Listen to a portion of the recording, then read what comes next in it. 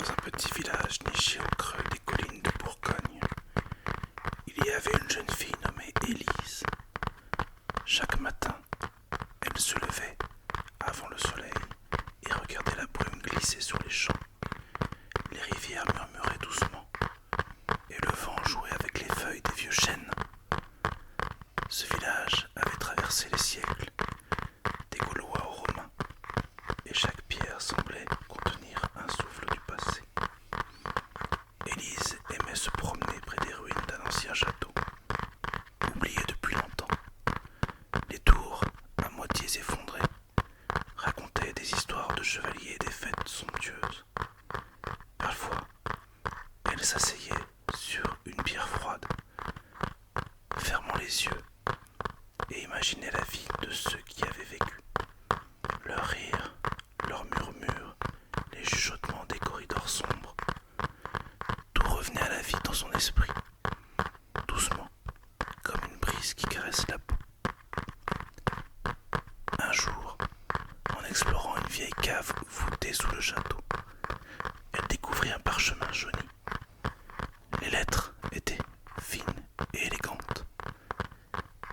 Elle racontait l'histoire d'un mystérieux trésor, caché par un alchimiste au temps de la Renaissance.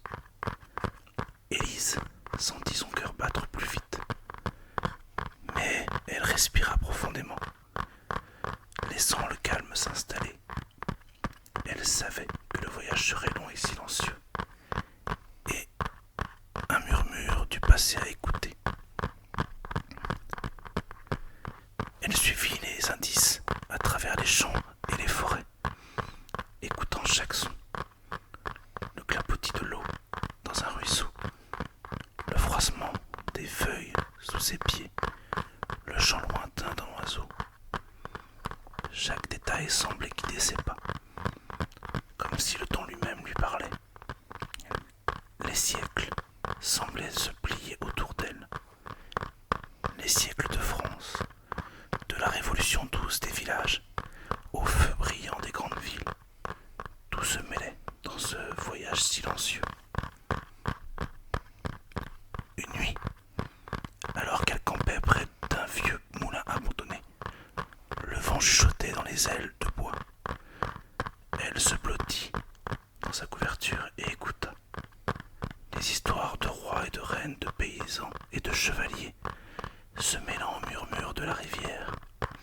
Elle comprit alors que le véritable trésor n'était pas l'or ou les bijoux, mais les histoires elles-mêmes, les échos du passé, que l'on pouvait sentir si l'on prenait le temps d'écouter.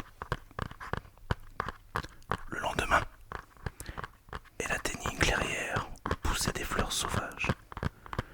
Au centre, un petit coffre en bois gisait sous les branches d'un chêne. Avec précaution, Élise l'ouvrit.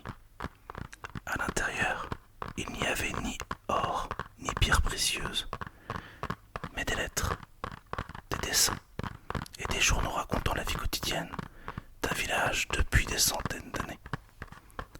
Les parfums anciens de l'encre et du papier emplissent ses sens, et chaque mot semblait murmurer doucement dans ses oreilles, comme si le temps lui-même racontait ses secrets. Élise passa la journée à lire, à sentir chaque feuille entre ses doigts, à écouter le vent et les rivières qui semblaient ponctuer chaque récit. Et lorsqu'elle referma le coffre, elle sut que le passé suivait encore. Dans le murmure des pierres, le souffle du vent et le cœur de ceux qui prennent le temps d'écouter. Elle retourna au village, à pas lents, chaque pas résonnant comme un écho des siècles passés. Et même si le château était silencieux, elle savait que ces histoires continueront